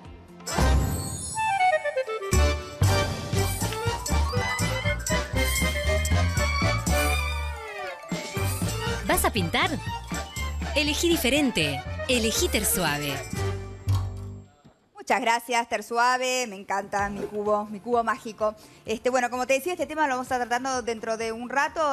La persona, el hombre que falleció a pocos metros de... En el kilómetro 4. En el kilómetro 4, de 21, recién empezada la carrera. Recién empezada porque es una carrera de 21 kilómetros, obviamente. Para quien está entrenado son 2 horas corriendo, más o menos. Sí, hubo récord este año, un récord de bajar la hora, pero esos son los hiperprofesionales, los corredores de elite. Estamos hablando más o menos 2 horas corriendo para una amateur. Bueno, esta persona a los 4 kilómetros se desvaneció y terminó falleciendo. Ahora vamos a hablar de este tema. ¿Vieron cuando tenés tos, que no paras de estornudar, que tenés fiebre y te sentís débil? Esos son todos los síntomas de una gripe y para combatirla necesitas algo compuesto. Por eso te presentamos Decidex Grip, que es muy eficaz porque te descongestiona, baja la fiebre y ayuda a controlar la tos, dándote un verdadero alivio 360 a los síntomas de la gripe. Decidex Grip es un producto de Laboratorios Roemers. Lea atentamente el prospecto. Ante cualquier duda, consulte a su médico o farmacéutico.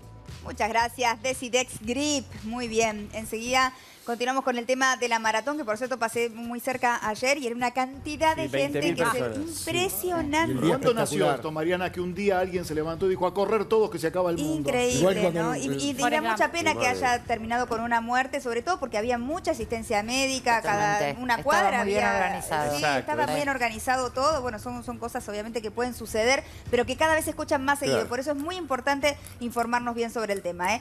Naranja nos acompaña un año más con los mejores beneficios para sus 5 millones de clientes de todo el país. ¿Tenés tu naranja? Mira. Samsung y Naranja se unen para brindarte un beneficio imperdible. Renová tu celu y compralo en 24 cuotas cero interés. Ingresá a tiendanaranja.com y elegí tu nuevo Samsung liberado con Naranja. Muchas gracias, Naranja. Bueno, enseguida continuamos. Cereal Forte es la manera más práctica de comer cereales. Contiene fibras, ingredientes de origen natural y una riquísima y exclusiva combinación de diferentes cereales y frutas. Hoy tenemos Cereal Fort Kiwi Manzana Light, Mariana, el complemento ideal de sabor y contenido nutricional con solo 69 calorías. Y recordá que el día siempre es mejor con Cereal Fort. Muchas gracias, Cereal Fort, qué rico. Nos vamos a una pausa, enseguida regresamos, no te vayas, vamos a hablar del tema de la maratón, la salud. ¿Estás preparado para correr? ¿Qué tenés que hacer si querés empezar a correr? ¿Cuáles son los estudios que te obligan? ¿Los certificados que presentan? ¿Están bien presentados? Pausa, enseguida volvemos.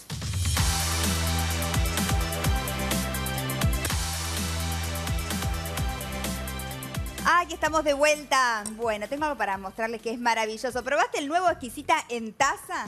Te mato con esto. Mirá lo que es. Vos lo pones, mirá acá lo tengo. La tortita divino. El bizcochuelo de siempre, ahora en 1 minuto y medio. Exquisita en taza, mira.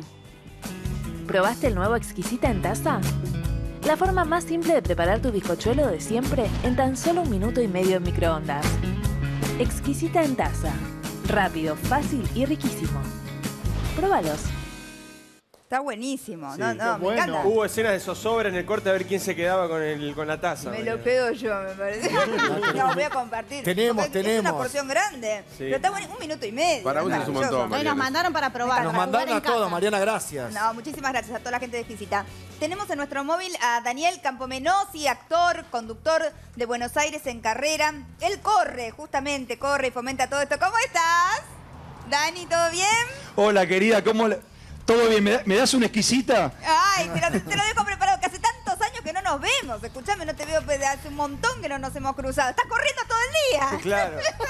Corre más rápido que vos. Estoy corriendo todo el día, por eso no me podés alcanzar, Mariana, Claro, por eso. Es eso. Escúchame, Dani, después quiero que me cuentes un poco, porque, bueno, obviamente todas estas cosas cuando suceden generan alarma y obviamente hay un montón de gente que corre, que es feliz corriendo, que le hace bien y que también quiere estar tranquila de que correr no hace mal, ¿no es cierto? Cuando escuchamos todas estas cosas nos alarman. Así que después vuelvo con vos y vamos a hablar también con Sergio Verón, el profesor de Educación Física y kinesiólogo que está con nosotros para alertarnos sobre todos los temas médicos. Ahora seguimos. Ahora quiero presentarte Chango, bajas calorías, el sabor que te gusta con 50% menos calorías. Próbalo, mira. ¿Dónde está ese granito de azúcar? ¡Acá está! ¿Y dónde está ese granito con stevia? ¡Acá está! ¿Y el granito con sucralosa? ¿Dónde está? ¡Acá está! Pusimos nuestro granito de azúcar, stevia y sucralosa, para que tu día sea mejor. Chango bajas calorías. Me encantó, muchísimas gracias, Chango. Nos vamos a una pausa, enseguida regresamos y hablamos de este tema del correr y la salud. Ya venimos.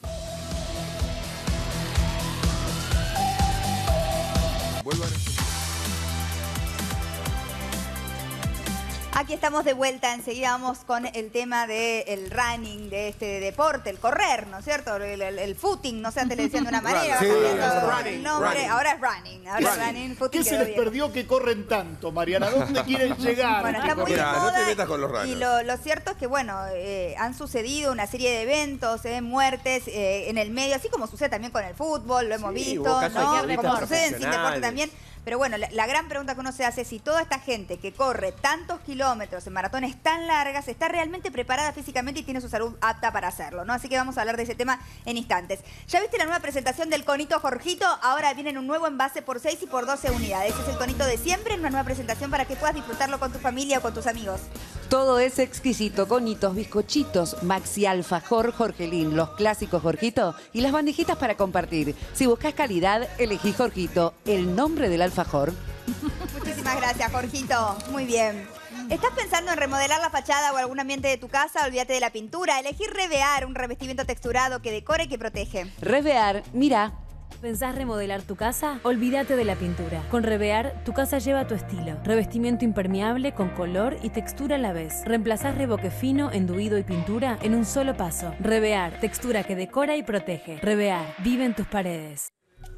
Muchas gracias, Revear. Bueno, retomamos el tema que dejamos antes de irnos a la pausa. La media maratón de Buenos Aires se realizó en el día de ayer. Fue un éxito en cuanto a cantidad de inscriptos. Hubo más o menos 20.000 personas corriendo, pero tuvo una trágica muerte. Un hombre de 55 años que a poco de arrancar la maratón cayó desvanecido, y si bien había mucho control médico y lo asistieron rápidamente, no le pudieron salvar la vida. También hay otro internado, y todo esto vuelve a abrir la polémica, el gran debate de cuántos son los que corren, que realmente están aptos para correr, cuántos hacen los chequeos y cuáles son los chequeos que hay que hacerse para saber, ¿no es cierto? Si realmente tenés algún problema que no sabés que tenés, algo preexistente y que de repente no sería el deporte más adecuado.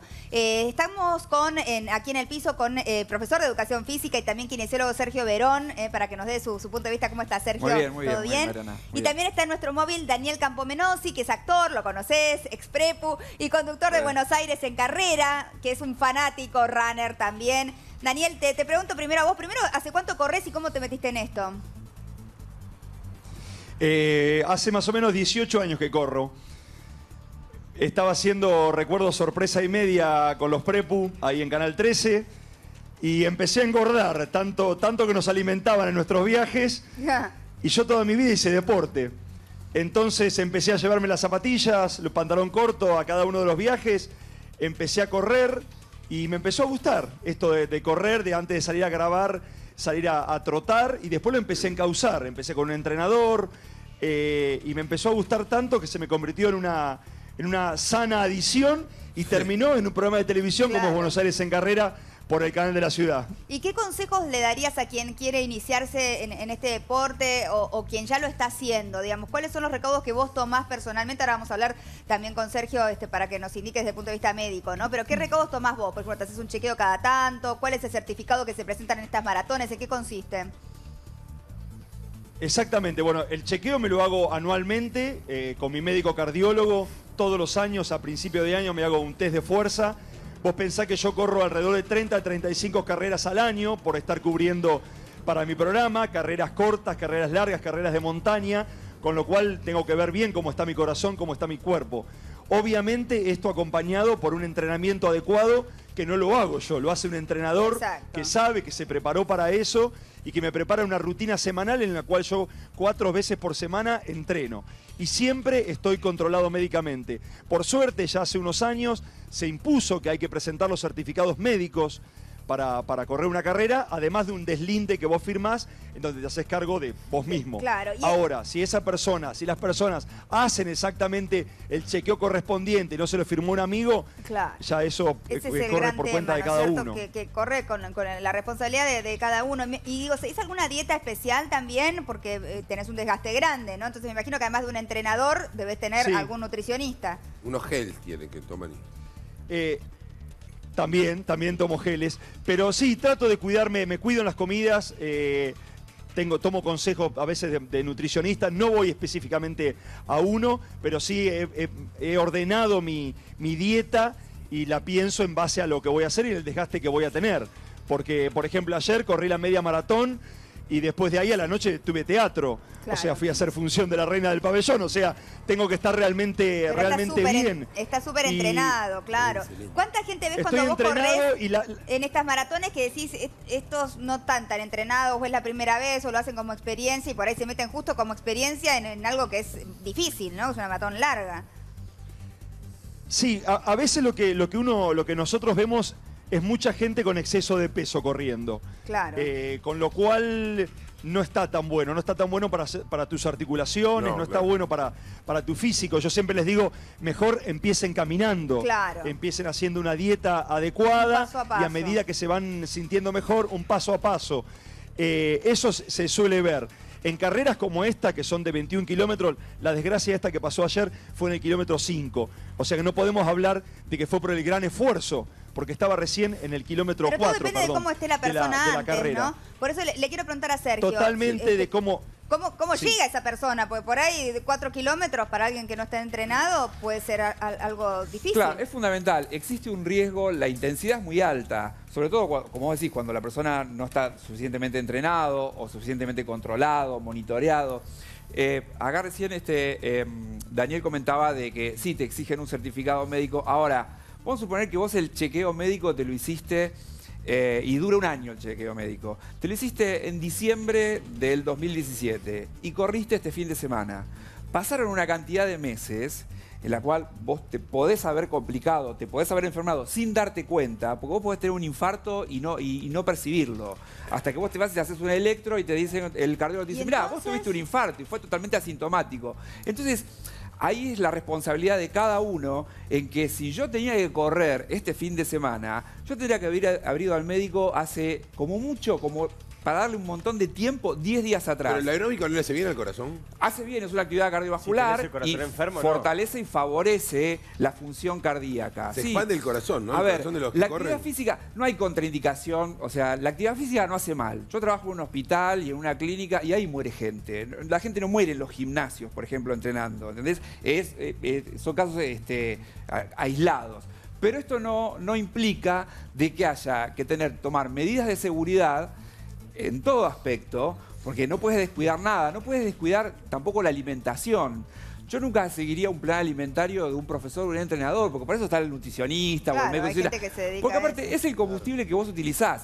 Una de las cosas que también uno se tendría que hacer, porque uno habla solamente de electrocardiograma, un examen de sangre. Porque vos con la sangre te das cuenta si estás anémico o no, Claro. con lo cual, si hay una infección en curso, porque capaz que con un hemograma vos te das cuenta, bueno, no estoy anémico, pero ojo, acá los glóbulos están dando un valor que no es real. Hay una infección que vos no sabés que la tenés y está en curso. No sé, una uremia, tu función renal. Yo escuché muchas veces y leí muchos trabajos de quienes mueren por deshidratación, que este no fue el caso. Si se hubiese corrido en diciembre o en enero, estaríamos todos alarmados porque además hacía más de 30 grados de calor. Bueno, las condiciones estaban bien dadas desde el punto de vista climático el fin de semana, pero también ocurre que mueren por deshidratación, ¿no? Entonces provocó un infarto y mueren. Entonces hay un montón de medidas que no puedes descuidar. La alimentación no es menor porque lo que comes... Vos le preguntaste, bueno, ¿cómo se preparan para la alimentación? Es fundamental y lo que comés 48 horas antes, 24 y esa mañana que madrugás para ir a correr. Exactamente. Muy importante lo que dijiste, Sergio. O sea, que cuando estamos a punto de correr una maratón tan importante o algo que es una exigencia para el cuerpo, ahí hay que hacerse el estudio también o reforzar el chequeo. Vas al cardiólogo una semana antes y decís, mira, haceme un electro, haceme un ecocardio, algo, porque yo este fin de semana corro, ojo. Nos van a sacar del aire, ya estamos. Bueno, muchísimas gracias, Sergio. Un placer. Gracias a Daniel Campomenosi, que quedó allá en el móvil. Muchísimas gracias también. Agradezco a Ginebra, estoy vestida de Ginebra. Miren qué divina la que tengo puesta. Ahí estamos viendo los zapatos de Valdés y esta remerita de seda que es un amor de la nueva colección de Ginebra y los pantalones también. Bueno, muchísimas gracias. Nos vemos mañana si Dios quiere. Subo todo al Instagram. Chau, chau.